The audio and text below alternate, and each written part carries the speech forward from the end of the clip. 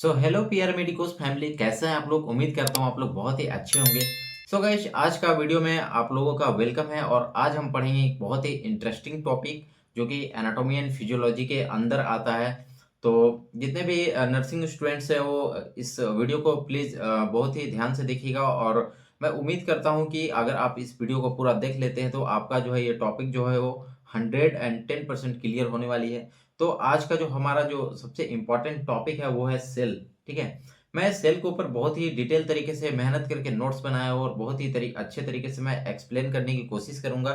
अगर आपको इस वीडियो में कोई भी डाउट होगा तो प्लीज कमेंट करके जरूर बताइएगा, लेकिन इस वीडियो को एंड तक जरूर देखिएगा।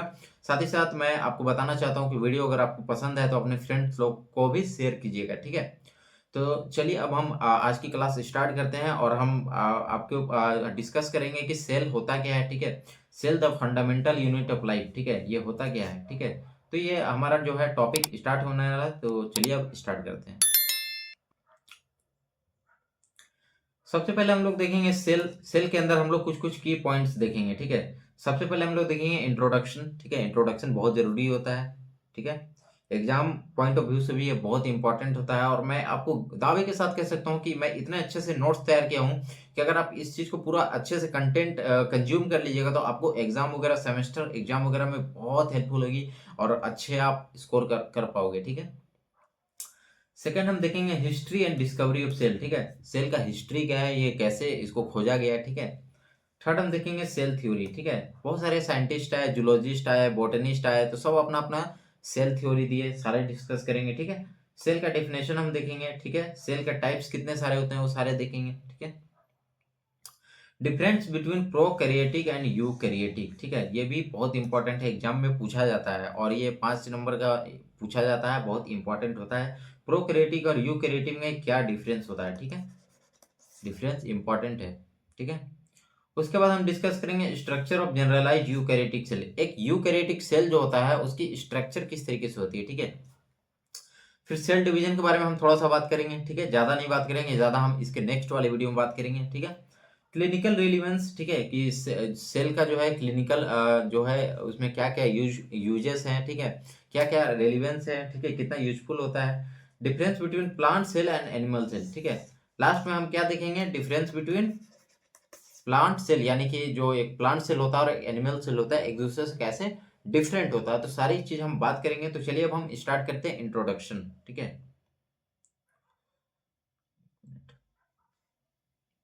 Introduction. A cell is the smallest structural and functional unit of all living organism। ठीक है, सेल क्या होता है, स्मॉलेस्ट सबसे छोटा और सबसे क्या होता है, सबसे फंक्शनल होता है, सबसे फंक्शनल यूनिट होता है किसका, लिविंग ऑर्गेनिज्म का। ठीक है, स्मॉलेस्ट एंड फंक्शनल। ठीक है, यूनिट ऑफ लाइफ बोल सकते हैं। ठीक है, यूनिट ऑफ लाइफ। ठीक है, या फिर लिविंग ऑर्गेनिज्म।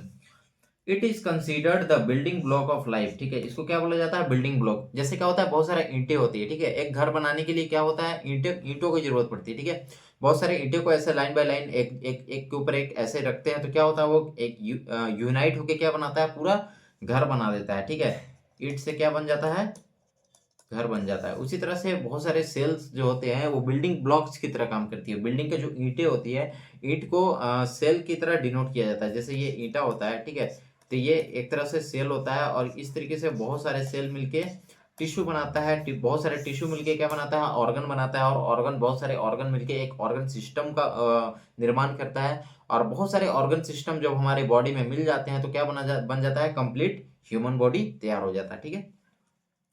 अब हम देखेंगे history and discovery of cell. Cell का इतिहास क्या है और इसको कैसे खोजा गया। ठीक है, सबसे फर्स्ट हम देखेंगे 1665 में रॉबर्ट हुक नाम के एक साइंटिस्ट थे। ठीक है, वो क्या किए थे, सबसे पहले ऑब्जर्व किए थे। ठीक है, सेल को ऑब्जर्व किए थे कि फर्स्ट ऑब्जर्व सेल। ठीक है, सबसे पहले सेल के बारे में ऑब्जर्व किए थे in a thin slice of cork under a microscope. ठीक है, कॉर्क जो होता है एक सूखी लकड़ी जो होती है, सूखी लकड़ी का जो सबसे किनारे वाला जो पार्ट होता है।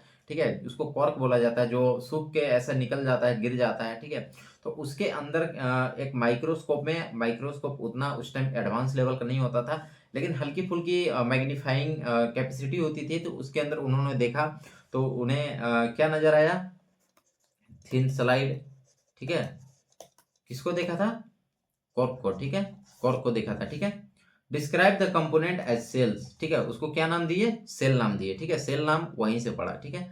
Resembling small room in a monastery प्यूबली, ठीक है, ऐसा लग रहा था जैसे एक रूम है, ठीक है, रूम के अंदर मॉनेस्ट्री का जो रूम होता है उसमें जो है सब बहुत सारे छोटे छोटे रिसेंबल्स हो रहे थे, दिख रहे थे, ठीक है। तो उसको क्या नाम दिया? सेल्स नाम दिया, ठीक है। सेड, एक मिनट, पब्लिश्ड, यहाँ पे पब्लिश्ड है,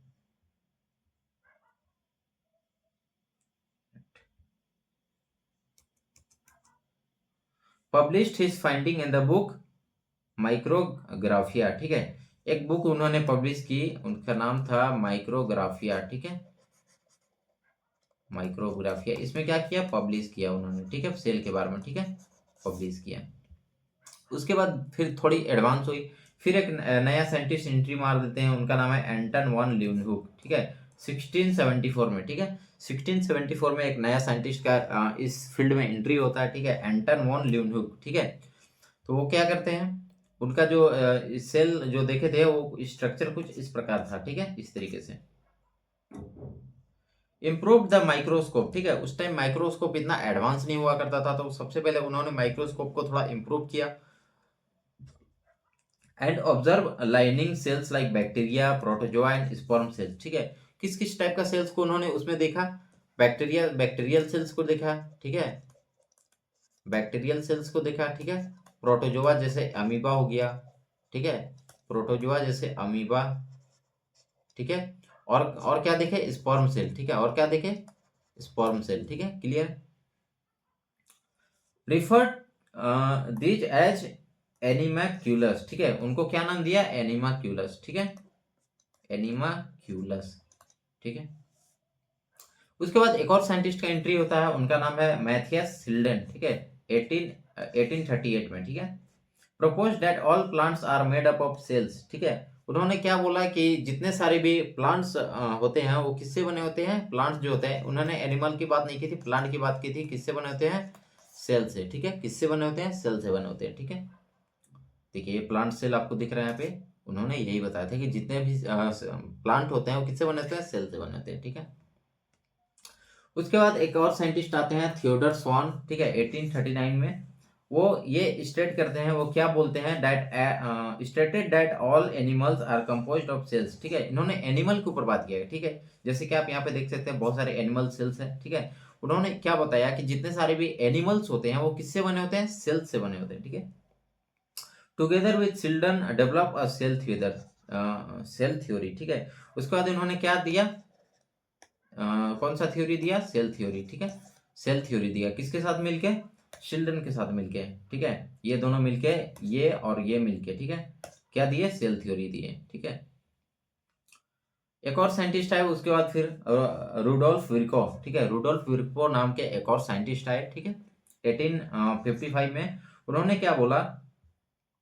added the third postulate to the cell theory, ठीक है, सेल थ्योरी में क्या था? बेसिकली पोस्टुलेट था, कुछ कुछ पोस्टुलेट हम आगे देखेंगे, ठीक है।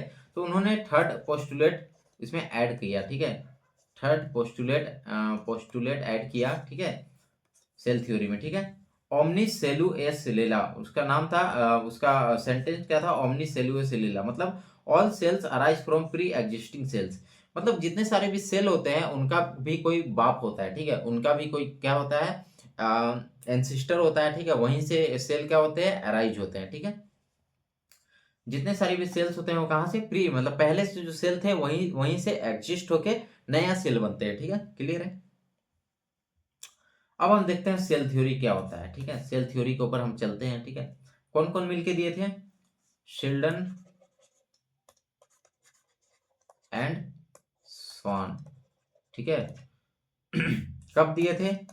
1839 में, ठीक है, कब दिए थे? 1839 में, ठीक है। इसमें की पॉइंट्स क्या क्या थे? All living organisms are made up of cells, ठीक है, सबसे फर्स्ट क्या था? जितने सारे भी लिविंग ऑर्गेनिज्म है वो किससे बने होते हैं? सेल से बने होते हैं, ठीक है, ऑल लिविंग ऑर्गेनिज्म जो होते हैं किससे बने होते हैं? सेल से, ठीक है, क्लियर है। उसके बाद सेकंड पॉइंट्स उन्होंने दिया था, the cell is the basic structural and functional unit of life, जो कि हम लोग आज भी पढ़ते हैं, ठीक है। तो एक सेल जो होता है, एक कोशिका जो होता है, सेल का हिंदी क्या होता है, कोशिका, ठीक है, कोशिका, ठीक है। एक कोशिका जो होता है वो क्या होता है, सबसे बेसिक और सबसे फंक्शनल जो होता है यूनिट ऑफ लाइफ होता है, ठीक है। थर्ड क्या जो रूडोल्फ विर्को दिए थे 1855 में, वो क्या बोले थे, जैसे कि हम लोग पहले भी डिस्कस किए थे, that all cells arise from pre existing cells, ठीक है। जितने सारे भी सेल्स होते हैं वो क्या होते हैं, कहीं ना कहीं डेवलप हुए रहते हैं, प्री एग्जिस्टिंग जो पहले से एग्जिस्ट कर रहा है सेल, वहीं से वो लोग क्या होते हैं, अराइज हो रहे होते हैं, डेवलप कर रहे होते हैं, ठीक है। चलिए अब हम लोग सेल का डेफिनेशन देखते हैं, ठीक है। जैसे कि आप यहाँ पे एनिमल सेल देख सकते हैं, ठीक है। सेल का हम डेफिनेशन देखेंगे, a cell is the basic structural, ठीक है, स्ट्रक्चरल एंड फंक्शनल, ठीक है, structural and functional and biological भी, ठीक है, एंड बायोलॉजिकल, ठीक है, structural functional and biological unit of all living organism, ठीक है। इसको आप याद रखिएगा, एग्जाम में भी आप एग्जैक्ट इसी तरीके से लिखिएगा, ठीक है। समझ में आ गया। It is the smallest entity that can exist independently and perform all life process, ठीक है। ये स्मॉलेस्ट ऐसा एंटिटी है, स्मॉलेस्ट ऐसा पार्ट है हमारा बॉडी का जो एकदम फ्रीली कहीं पे भी रह सकता है, ठीक है, और अपना प्रोसेस कर सकता है। सेल के अंदर भी माइक्रोस्कोपिक लेवल पे बहुत सारे प्रोसेस होते हैं, ठीक है, जो कि लाइफ प्रोसेस में बहुत इंपॉर्टेंट रोल प्ले करते हैं, ठीक है। अब हम यहाँ पे देखेंगे टाइप्स ऑफ सेल्स, ठीक है, कि सेल कितने टाइप्स के होते हैं, ठीक है। बेस्ड ऑन स्ट्रक्चर, स्ट्रक्चर के बेसिस पे अगर हम देखें तो सबसे पहले होता है प्रोकैरियोटिक सेल, ठीक है। प्रोकैरियोटिक सेल्स दो टाइप का होता है, ठीक है, दो टाइप का होता है, एक होता है प्रोकैरियोटिक, ठीक है, एक होता है प्रोकैरियोटिक, ठीक है, प्रोकैरियोटिक सेल, और एक होता है यूकैरियोटिक सेल, ठीक है। ये हो गया फर्स्ट, सेकेंड हो गया यूकैरियोटिक सेल, क्लियर है। एग्जाम्पल बैक्टीरिया एंड आर्किया, ठीक है। प्रोकैरियोटिक क्या होता है, सिंपल होता है, बहुत ही सिंपल होता है, ठीक है। प्रिमिटिव सेल्स होते हैं विदाउट अ न्यूक्लियस, ठीक है। प्रिमिटिव मतलब बहुत ऐसा लगता है सबसे पहले ये लोग आए हैं, ठीक है। प्रिमिटिव होते हैं, ठीक है, उसमें क्या होता है, न्यूक्लियस नहीं होता है, न्यूक्लियस जो होता है वो क्या होता है, एब्सेंट होता है, ठीक है। न्यूक्लियस क्या होता है, एब्सेंट होता है, ठीक है। एग्जाम्पल बैक्टीरिया एंड आर्की, ठीक है। बैक्टीरिया क्या है, एक तरह का प्रोकैरियोटिक है, और अर्की भी एक तरीके का प्रोकैरियोटिक है, ठीक है। फीचर्स इनके क्या क्या होते हैं, no membrane bond bond organelles, ठीक है, इसमें क्या होता है, एक minute,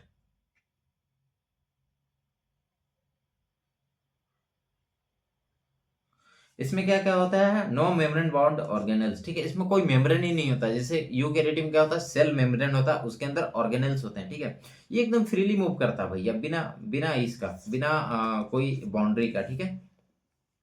DNA circular and lies freely in the cytoplasm, ठीक है।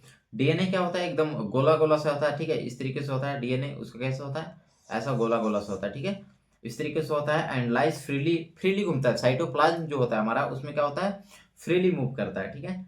Smaller size ex 1 to 10 micrometre, ठीक है, साइज कितना होता है, 1 to 10 माइक्रोमीटर, ठीक है, बहुत ही छोटा होता है, जैसे कि आप यहाँ पे देख सकते हैं, ठीक है।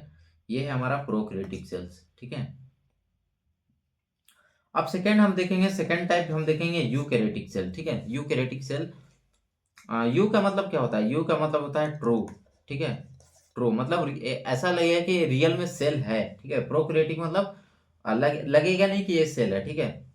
यूकैरियोटिक सेल ये कैसा होता है, complex cell with a well defined nucleus, ठीक है। कैसा होता है, बहुत ही कॉम्प्लेक्स टाइप का होता है, इसमें बहुत सारे ऑर्गेनल्स होते हैं,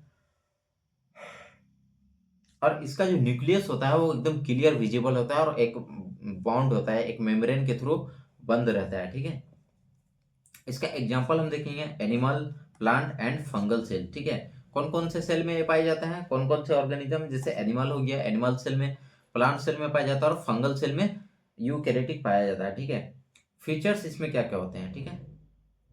अब हम इसमें देखेंगे फीचर्स, फीचर्स क्या क्या होते हैं, membrane bound organelles, example mitochondria, Golgi apparatus, ठीक है। इसमें क्या होता है, ऑर्गेनल्स जो होते हैं उनके सेल का जो पार्ट होता है वो क्या होता है, मेम्ब्रेन होता है, बाउंड्री के अंदर होता है, ठीक है। Example mitochondria and Golgi apparatus, ठीक है, माइटोकॉन्ड्रिया एंड गोल्गी एपरेटस, ठीक है। एक मिनट, ये देखिए आपका माइटोकॉन्ड्रिया है, ठीक है, और आपका जो गोल्गी एपरेटस है ये देखिए, ये आपका है गोल्गी एपरेटस। इसमें क्या होता है, मेम्ब्रेन होता है, ठीक है, मेम्ब्रेन बाउंडेड ऑर्गेनेल्स होते हैं, ठीक है, क्लियर है। अब आगे देखते हैं। ये तो हो गया फर्स्ट, बेस्ड ऑन ये क्या था, बेस्ड ऑन स्ट्रक्चर, स्ट्रक्चर के बेसिस पे सेल आपका क्लियर हो गया। अब सेकेंड हम देखेंगे बेस्ड ऑन फंक्शन, ठीक है, किसके बेसिस पे, फंक्शन के बेसिस पे कितने टाइप के होते हैं। तो इसमें देखेंगे सबसे पहले सोमैटिक सेल्स, ठीक है, इसमें दो टाइप का होता है, ठीक है, एक होता है सोमैटिक, सोमैटिक होता है, एक होता है जर्म सेल, ठीक है, दो टाइप का होता है, एक होता है सोमैटिक सेल, एक होता है जर्म सेल, ठीक है। सोमैटिक सेल क्या होता है, non reproductive cell involving in forming tissue and organ, ठीक है। ये क्या होता है, रिप्रोडक्शन नहीं करता है, ठीक है, ये बेसिकली डिवीजन करता है, ठीक है, डिवीजन करता है, ठीक है।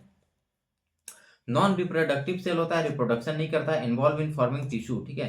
बॉडी के जितने सारे भी सेल है वो क्या होते हैं, सोमैटिक सेल होते हैं, ठीक है। ये रिप्रोडक्शन नहीं करते हैं, डिवीजन करते हैं, और क्या बनाते हैं, टिश्यू एंड ऑर्गन। हमारे बॉडी में जो भी टिश्यू है, ठीक है, जैसे एपिथेलियल टिश्यू हो गया, ठीक है, उसको क्या बनाते हैं, ये लोग बनाते हैं, ठीक है, सोमैटिक सेल्स, ठीक है। स्किन वगैरह बनाने में भी जितने सारे भी सेल्स है, हमारा लिवर, लिवर हो गया, जितने सारे भी ऑर्गन है, टिश्यू है, ठीक है, उनको कौन बनाता है, तो उनको बनाता है सोमैटिक सेल, ठीक है, क्लियर है। अब यहाँ पे देख सकते हैं सोमैटिक सेल, न्यूरॉन्स है, ठीक है, एपिथेलियल सेल है, ब्लड सेल है और मसल सेल है, ठीक है, ये सारे सेल्स हैं, ठीक है।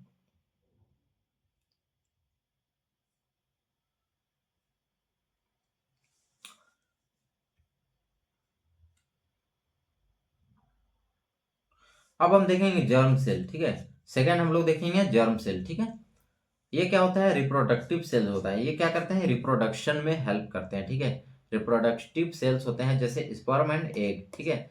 इसमें क्या होता है, मियोसिस होता है, मियोसिस होने की वजह से क्या होता है कि इसमें रिप्रोडक्टिव सेल्स बनते हैं, जैसे एग्जांपल के लिए स्पर्म एंड एग सेल, यानी कि ओवम, ठीक है, ओवम।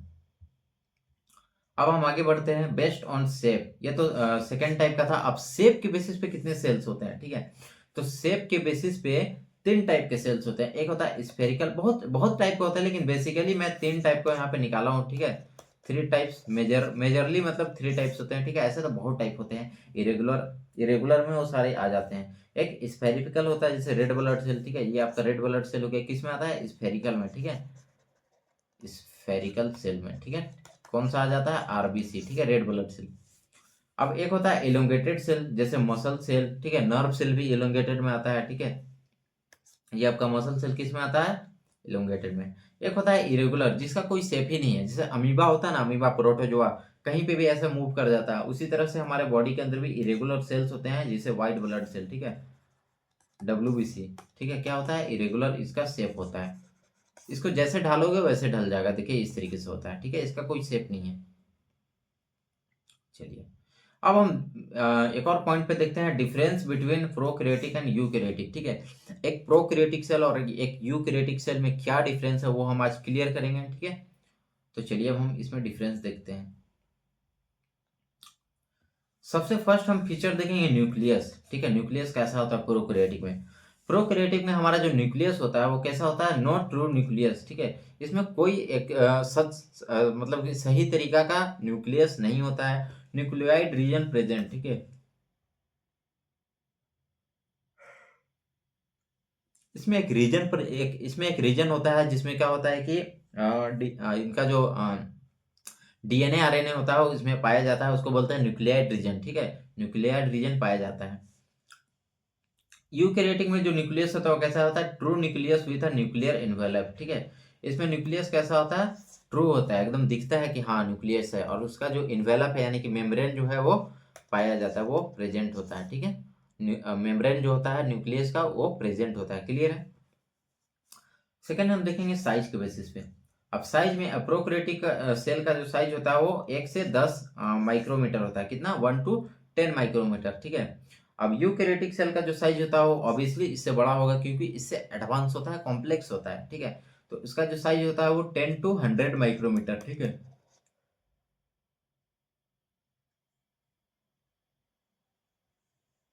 इससे कितना बड़ा होता है, 10 टाइम्स, लगभग लगभग 10 टाइम्स बड़ा होता है, ठीक है। कॉम्प्लेक्सिटी की अगर हम बात करें, ठीक है, कौन कितना कॉम्प्लेक्स है, तो प्रोकैरियोटिक सेल का जो स्ट्रक्चर है वो बहुत ही सिंपल होता है, ठीक है। सिंपल वे में ज्यादा कुछ इसमें होता नहीं है, ठीक है।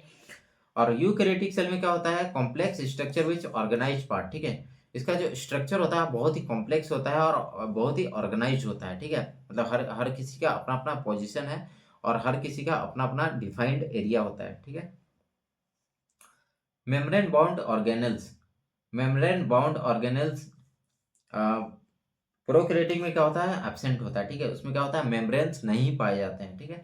इसमें क्या होता है, प्रेजेंट होता है। एग्जांपल माइटोकॉन्ड्रिया और ईआर, ईआर बोले तो एंडोप्लाज्मिक रेटिकुलम, ठीक है, एंडोप्लाज्मिक रेटिकुलम, ठीक है। इसके बारे में हम आगे देखेंगे, ठीक है। इसमें क्या होता है कि जो मेम्ब्रेन जो होता है वो क्या होता है, सिंगल लेयर होता है, डबल लेयर होता है, ठीक है, सब आगे देखेंगे। तो वो क्या होता है, प्रेजेंट होता है।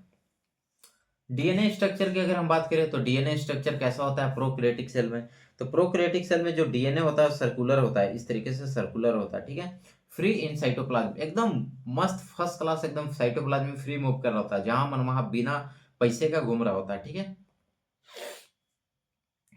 अब इसका जो यूकैरियोटिक है उसका डीएनए कैसा होता है, लीनियर होता है, ठीक है, लीनियर होता है, इस तरीके से लीनियर होता है, ठीक है। इनक्लोज्ड इन न्यूक्लियस, ठीक है, इस तरीके से होता है, ठीक है। या तो ऐसा होगा या तो ऐसा होगा, ठीक है, इस तरीके से घूम रहा होता है, ठीक है। कहाँ पे होता है, इनक्लोज इन न्यूक्लियस, न्यूक्लियस के अंदर में होता है, और वो भी न्यूक्लियस का एक जो मेम्ब्रेन होता है उसमें अंदर में होता है, ठीक है, बंधा होता है, ठीक है, क्लियर है।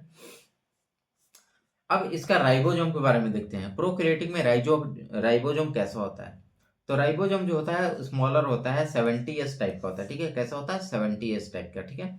अब यूकैरियोटिक में जो है वो कैसा होता है, लार्जर होता है, बड़ा होता है, 80s होता है, ठीक है। 80s टाइप का होता है, किस टाइप का होता है, 80s टाइप का, क्लियर है। चलिए अब हम सेल डिवीजन देखते हैं कि प्रोकैरियोटिक में किस टाइप का सेल डिवीजन होता है। तो प्रोकैरियोटिक में जो सेल डिवीजन होता है वो होता है जनरली बाइनरी फिजन होता है। बाइनरी फिजन का मतलब क्या होता है कि जैसे एक सेल है, ठीक है, तो एक सेल डिवाइड हुआ तो दो बन गया। बाइनरी का मतलब क्या होता है, दो, ठीक है। तो एक सेल मान लीजिए इस तरीके से है, तो ये डिवाइड होकर कितना बन जाता है, दो छोटा छोटा सेल बन जाता है, ठीक है, दो छोटा छोटा सेल बन जाता है। इसको क्या बोलते हैं, बाइनरी फिजन, ठीक है। एसेक्सुअल रिप्रोडक्शन इसको बोला जाता है, ठीक है। अब सेल डिवीजन यूकैरियोटिक में कैसा होता है, एक होता है माइटोसिस, एक होता है मियोसिस, ठीक है, माइटोसिस और मियोसिस, इसके बारे में भी हम आगे डिटेल में बात करेंगे, ठीक है। एग्जाम्पल हम देखते हैं। एग्जाम्पल प्रोकैरियोटिक जैसे बैक्टीरिया और अर्की, ठीक है, इसके बारे में हम पहले भी देखे थे। बैक्टीरिया और अर्की जो होता है वो क्या होता है, इस प्रोकैरियोटिक सेल का बहुत बड़ा एग्जाम्पल होता है, ठीक है। यूकैरियोटिक सेल का एग्जाम्पल हम देखेंगे यहाँ पे, एनिमल हो गया, प्लांट हो गया और फंगी हो गया, प्रोटिस्टा, ठीक है। प्रोटिस्टा, मोनेरा को छोड़ के जितने सारे भी लिविंग क्रिएचर्स हैं, लिविंग एनिमल्स हैं, उसमें जनरली क्या पाया जाता है, यूकैरियोटिक सेल पाया जाता है, ठीक है। एनिमल के अंदर, प्लांट के अंदर, फंजाई के अंदर और प्रोटिस्टा के अंदर क्या होता है, यूकैरियोटिक सेल होता है, ठीक है, क्लियर है। अब हम देखते हैं साइटोस्केलेटन, ठीक है। साइटोस्केलेटन जो होता है वो इसमें कैसा होता है, एब्सेंट या रूडिमेंट्री होता है, ठीक है। साइटोस्केलेटन का मतलब क्या होता है कि सेल के अंदर जो साइटोस्केलेटन होते हैं वो कैसा होता है, इसमें नहीं पाया जाता है, एब्सेंट होते हैं। और इसमें क्या होता है, वेल डेवलप्ड साइटोस्केलेटन, ठीक है। इसका जो साइटोस्केलेटन होता है यूकैरियोटिक सेल में वो क्या होता है, वेल डेवलप्ड होता है,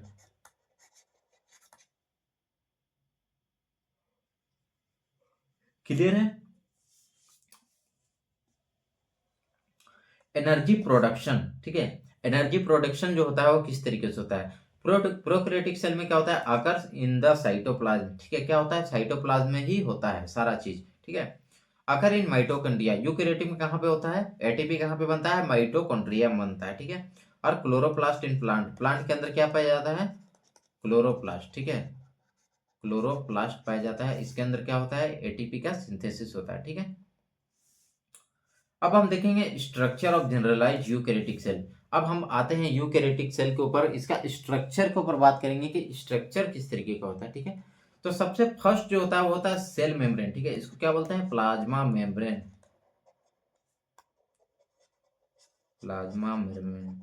सेल मेम्ब्रेन को क्या बोला जाता है? Plasma membrane. इस तरीके से ये होता है, ठीक है।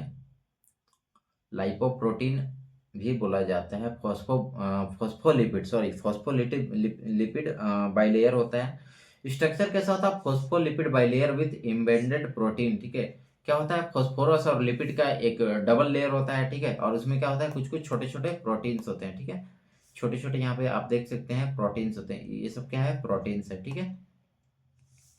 इसको कौन बनाया था? फ्लूइड मोज़ेक मॉडल, ठीक है। फ्लूइड मोज़ेक मिलके क्या बनाया था? एक मॉडल बनाया था जिसमें बताया था कि हमारा जो मेम्ब्रेन जो है वो क्या है? डबल लेयर है, ठीक है। और क्या होता है? सेलेक्टिव परमिएबल होता है, यानी कि किसी को भी वो रैंडमली पास नहीं होने देता है। जो सेलेक्टिव होता है उसी को पास होने जाता है, ठीक है। वो उसका जांच पड़ताल करता है। अगर लगता है कि हमारे बॉडी के लिए यूजफुल है, हमारे बॉडी के अंदर आके अपने को हेल्प करेगा, तो उसको आने देने का है। अगर अपने को नुकसान करेगा तो उसको क्या करना है? खदेड़ देने का है, ठीक है, भगा देने का है। इसका फंक्शन देखेंगे, फंक्शन क्या होता है? फंक्शन होता है protect the cell and maintain its shape, ठीक है। क्या करता है? सेल को क्या करता है? प्रोटेक्शन देता है। और क्या करता है? उसका जो शेप है उसको मेंटेन करके रखता है। ऑब्वियसली उसका जो मेम्ब्रेन है, अगर मेम्ब्रेन है तो क्या करेगा? उसका जो शेप है उसको मेंटेन करने में वो हेल्प करेगा।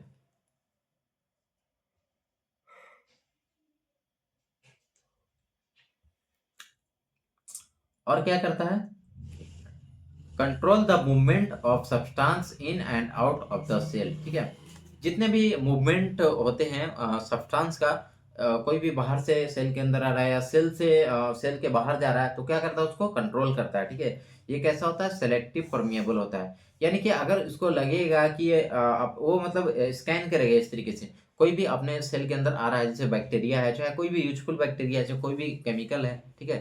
तो वो अपने सेल के अंदर आ रहा होता है, तो उसको पहले डिटेक्ट करता है कि ये अपने लिए यूजफुल है कि नहीं। अगर अपने लिए काम का चीज होगा तो उसको सेलेक्ट करेगा ताकि तुम अंदर आओ और मेरा हेल्प करो, ठीक है। तो इसलिए इसको क्या बोला जाता है? सेलेक्टिव परमिएबल बोला जाता है, ठीक है। हर किसी को पास नहीं होने देता है। जो अपने को यूजफुल लगेगा उसी को पास होने देता है, यूजफुल नहीं लगेगा उसको भगा देता है, ठीक है। ये तो था आपका प्लाज्मा मेम्ब्रेन। अब हम देखेंगे साइटोप्लाज्म, ठीक है। साइटोप्लाज्म ये क्या होता है?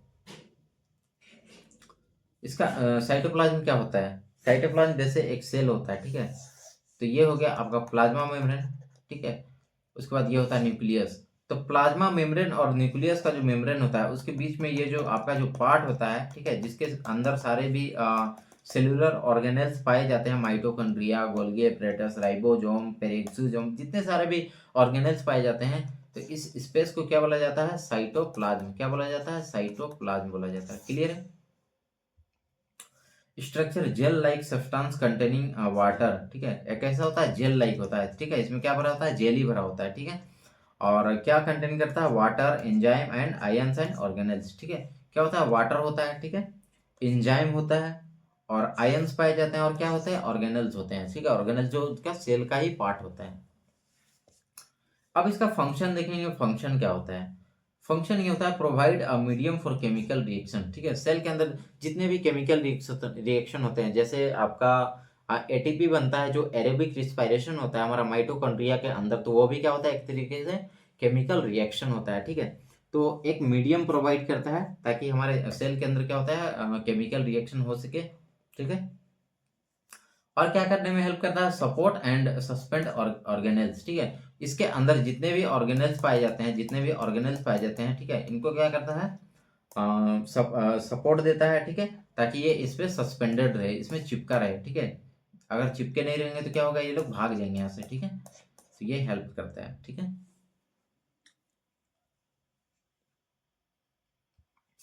अब थर्ड और सबसे इंपॉर्टेंट जो पार्ट होता है सेल का, वो होता है न्यूक्लियस, ठीक है। सेल का कितना पार्ट होता है? जनरली तीन पार्ट होता है। एक होता है प्लाज्मा मेम्ब्रेन, ठीक है। एक होता है साइटोप्लाज्म, और एक होता है न्यूक्लियस। न्यूक्लियस, ठीक है।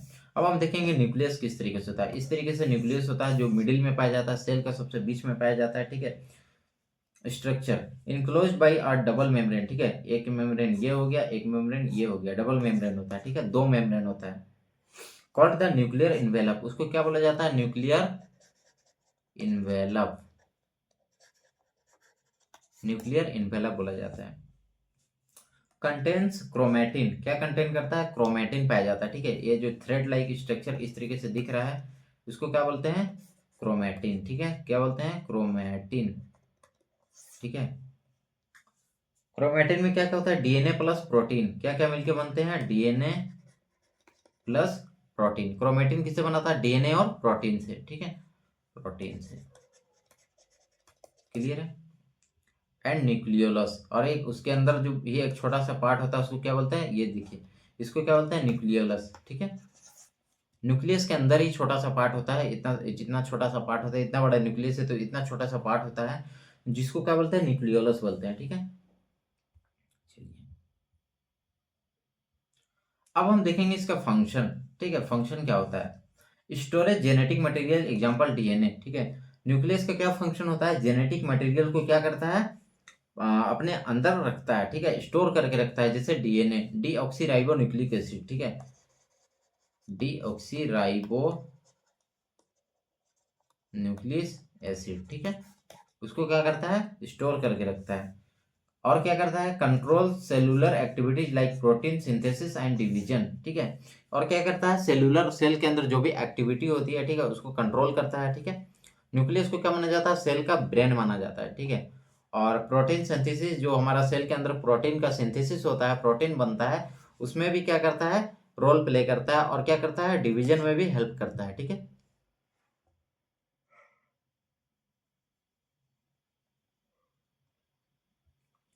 अब हम देखेंगे cell organelles and their function, ठीक है, सेल ऑर्गेनल और उसके फंक्शन, सेल के कौन कौन से पार्ट होते हैं और उसके फंक्शन क्या क्या होते हैं,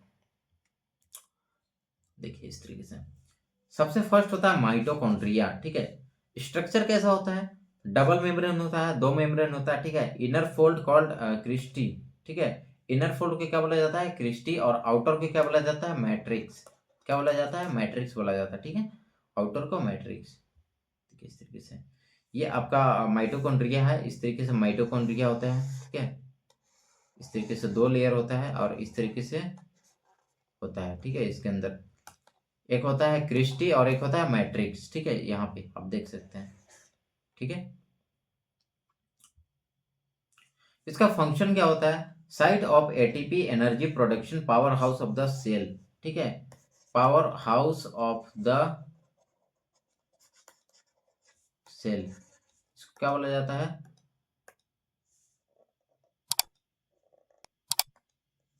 power house of the cell को क्या बोला जाता है, माइटोकॉन्ड्रिया, ठीक है, माइटोकॉन्ड्रिया बोला जाता है, ठीक है। अब देखेंगे राइबोसोम, ठीक है, राइबोसोम क्या होता है, ये होता है non membranes made up of RNA and protein, ठीक है। इसमें क्या होता है, कोई मेम्ब्रेन नहीं होता है, ठीक है, मेम्ब्रेन बाहर का जो लेयर होता है, लेयर नहीं होता है, ठीक है। किससे बना होता है, आरएनए से बना होता है और प्रोटीन से बना होता है, आरएनए और प्रोटीन से मिलके बना होता है, ठीक है। राइबोसोम कहाँ पे है, एक मिनट,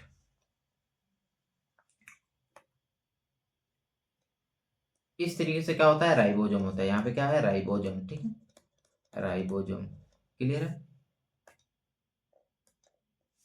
चलिए अब हम देखेंगे गोल्गी एपरेटस, ठीक है, गोल्गी एपरेटस क्या होता है, स्टैक्ड मेम्ब्रेन बाउंड सैक्स, ठीक है, सैक, सैक मतलब क्या होता है, छोटा छोटा छेद जो होता है ना उसको बोलते हैं, ठीक है। और ये क्या होता है, एक मेम्ब्रेन से घिरा होता है, ठीक है, और स्टैक्ड होता है इस तरीके से। गोल्गी एपरेटस जो होता है इस तरीके से स्टैक्ड होता है, ठीक है। जैसे आप यहाँ पे देख सकते हैं, ये देखिए आपका गोल्गी एपरेटस है, ठीक है, ये क्या होता है, इसके अंदर स्टैक्ड होता है, ठीक है, सेल के अंदर क्या होता है, स्टैक्ड होता है। इसका काम क्या होता है, फंक्शन क्या होता है, मॉडिफाई, ठीक है, क्या करता है, सेल को मॉडिफाई करने में हेल्प करता है, पैकेजिंग करने में हेल्प करता है, ठीक है, और ट्रांसपोर्ट प्रोटीन एंड लिपिड, ठीक है, अंदर का चीज बाहर, बाहर का चीज अंदर, ये इसमें क्या करने में माहिर है, एक्सपर्ट है, ठीक है, ट्रांसपोर्टेशन का काम करता है, ठीक है, और प्रोटीन एंड लिपिड को क्या करता है, ट्रांसपोर्ट करता है, ठीक है।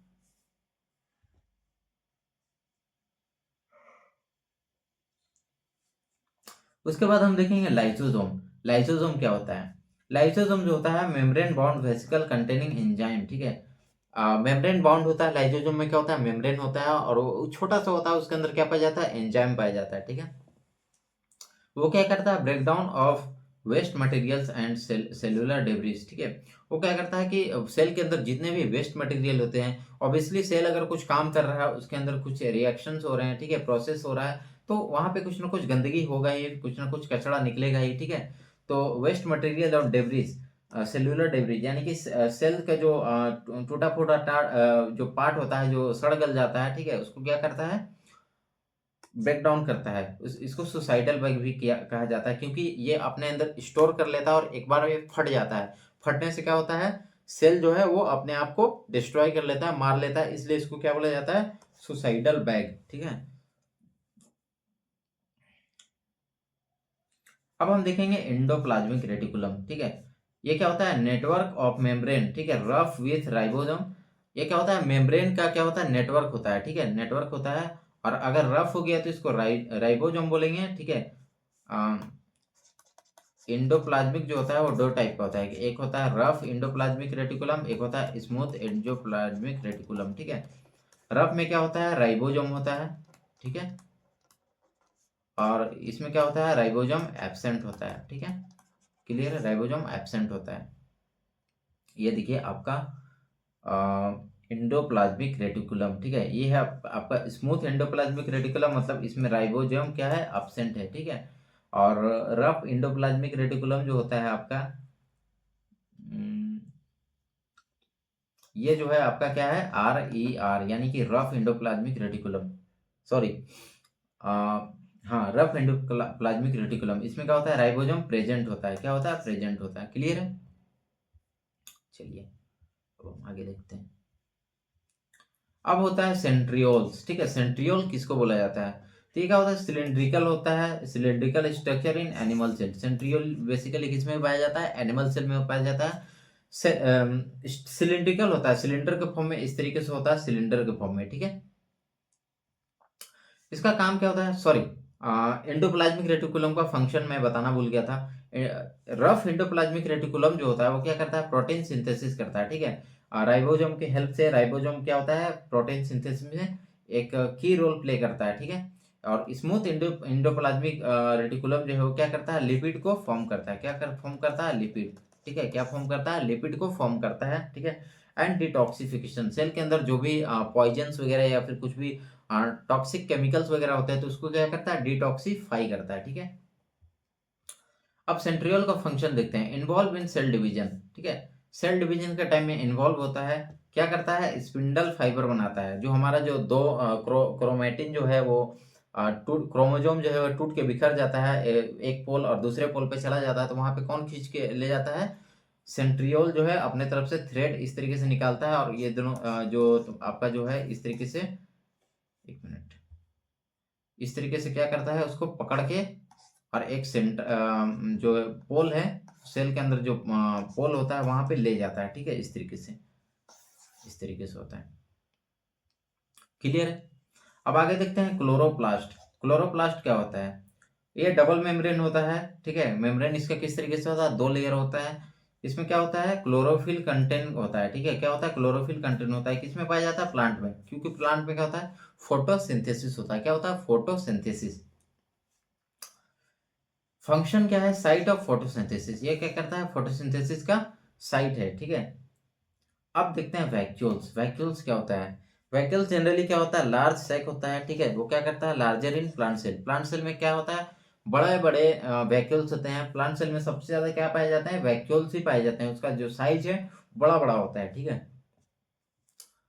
Storage of water nutrients and waste, ठीक है, क्या क्या स्टोर करता है वाटर, ठीक है, वाटर न्यूट्रिएंट्स एंड वेस्ट, ठीक है। क्लियर है, अब हम आगे देखते हैं सेल डिवीजन। ये क्या होता है सेल डिवीजन, सेल का बंटवारा हो जाना, ठीक है।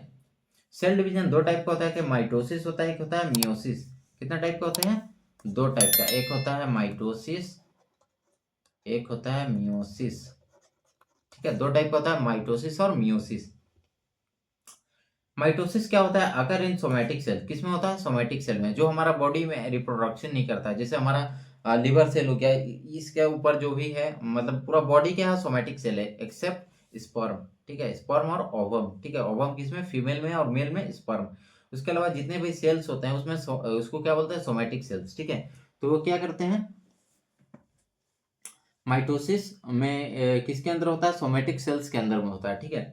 Produce two identical daughter cell, कितने सेल बनाते हैं, देखिए इस तरीके से, ये है आपका एक सेल है, और ये एक सेल जो है कुछ कुछ स्टेज होते हैं, ठीक है, सेल का कुछ कुछ स्टेज होता है, उसको पार करने के बाद क्या बनाते हैं, दो स्मॉल डॉटर सेल बनाते हैं, ठीक है, क्या बनाते हैं, स्मॉल डॉटर सेल्स, ठीक है, दो बनाते हैं, ठीक है, कितने, दो बनाते हैं।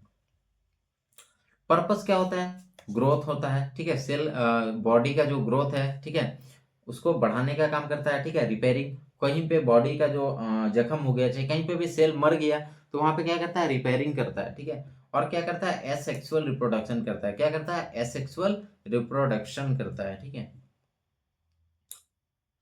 उसके बाद हम देखेंगे मियोसिस, ठीक है, मियोसिस क्या होता है, ये होता है आपका मियोसिस अकर इन जर्म सेल, ठीक है, कहाँ पे पाया जाता है, जर्म सेल में, कहाँ पे, जर्म सेल में, कहाँ पे पाया जाता है, जर्म सेल में, यानी कि मेल में अगर देखा जाए तो मेल में क्या होता है, स्पर्म होता है, ठीक है, और फीमेल में अगर देखा जाए तो फीमेल में क्या होता है, ओवरी होता है, यानी कि एग, ठीक है, फीमेल में क्या होता है, एग होता है, ठीक है।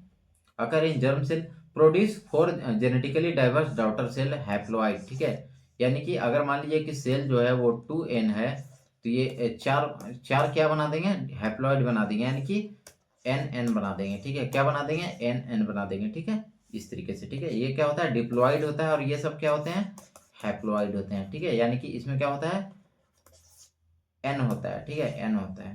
पर्पस सेक्सुअल रिप्रोडक्शन, क्या पर्पस होता है इसका, सेक्सुअल रिप्रोडक्शन, यानी कि अपने ही जैसा एक ऑफ स्प्रिंग को जन्म देना, ठीक है, सेक्सुअल रिप्रोडक्शन में ये हेल्प करता है, ठीक है। अब देखेंगे सेल का क्लिनिकल रिलीवेंस क्या है, ठीक है। यहाँ पे देखेंगे सबसे फर्स्ट कैंसर, ठीक है, कैंसर में भी बहुत इंपॉर्टेंट होता है। अनकंट्रोल्ड सेल डिवीजन, ठीक है, अगर सेल डिवीजन अनकंट्रोल हो गया तो क्या हो जाता है, leading to the formation of tumour, क्या बन जाता है, ट्यूमर बन जाता है।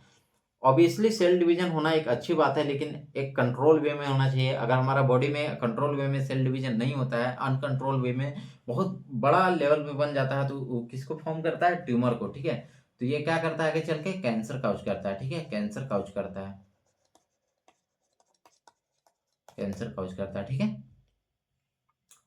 काउज्ड बाय म्यूटेशन, किसकी वजह से, म्यूटेशन, ठीक है। म्यूटेशन का मतलब क्या होता है, sudden change in DNA, sudden change in DNA, ठीक है, उसको क्या बोलते हैं, म्यूटेशन बोलते हैं, ठीक है। अचानक से हमारा जो डीएनए है उसमें अचानक से कोई चेंज हो गया, ठीक है, किसी भी फैक्टर की वजह से हो सकता है, ठीक है।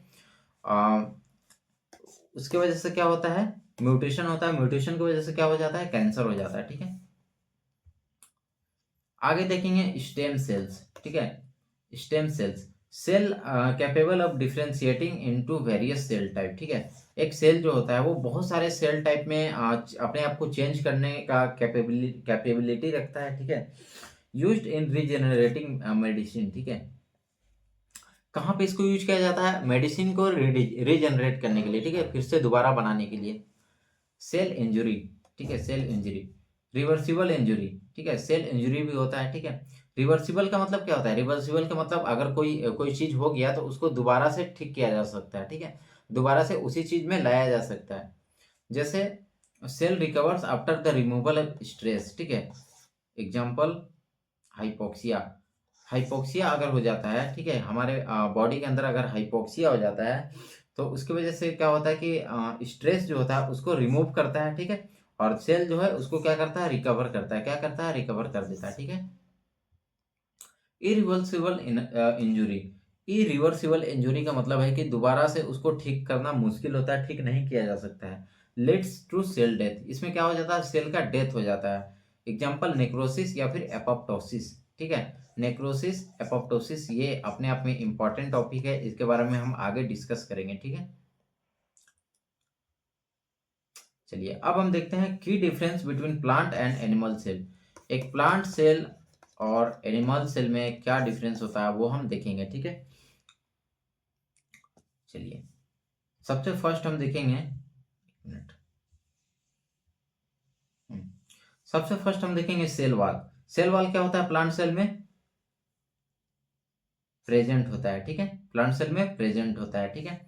और एनिमल सेल में क्या होता है? एब्सेंट होता है। क्या होता है? एब्सेंट होता है, ठीक है।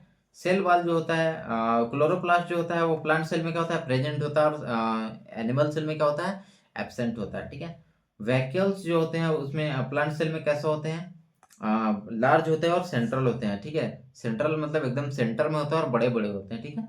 और सेंट्रियोल जो होते हैं वो प्लांट सेल में क्या होते हैं? एब्सेंट होते हैं, लेकिन एनिमल सेल में क्या होते हैं?